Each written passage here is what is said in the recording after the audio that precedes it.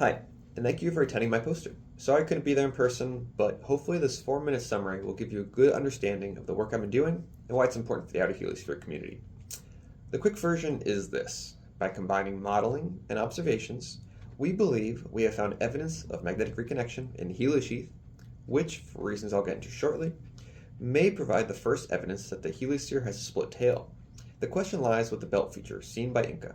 It's an energetic neutral atom enhancement that extends from the nose up to the poles and down through the tail in a continuous structure.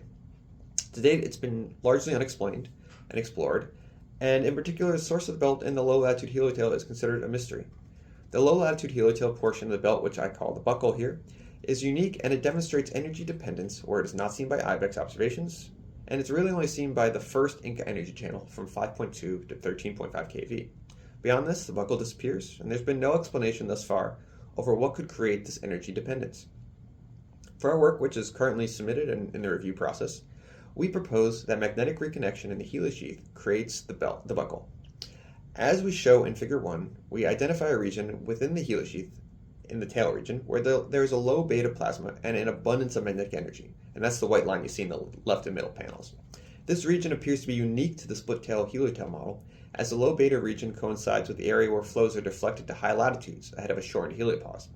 This feature is not present in the classic comet-like model, where you have flows persisting in the low latitude tail for thousands of AU, and that's why you don't see a white line in the right panels.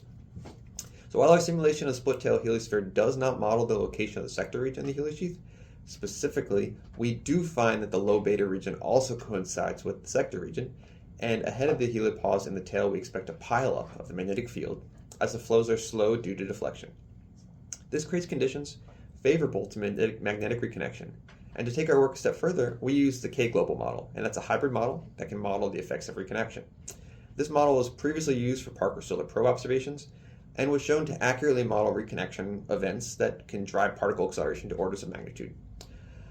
As shown in Figure 2, we use average conditions for the low beta region in the simulation to derive how magnetic reconnection would affect the ion distribution of the heliosheath in the presence of reconnection. So the only true free parameter we have is the guide field, and that can be seen in the middle panel, and we constrain that by our comparison with observations. So one advantage of our MHD model here is that we use a new, novel multi-ion MHD model where we consider pickup ions created within the heliosheath via charge exchange as a separate ion population. So this allows us to more accurately model ions in the deep heliotail than ever before. These ions are low energy, on the order of about 20-30 eV in the low beta region, and are therefore quite susceptible to particle acceleration. In comparison, we have a quantity MVA squared that's important for evaluating reconnection conditions. It's the available amount of magnetic energy per particle, and in regions where you have MVA squared higher than the thermal energy, you have conditions favorable for reconnection. So as shown in this figure here, MVA squared is significantly higher than the thermal energy within our low beta region.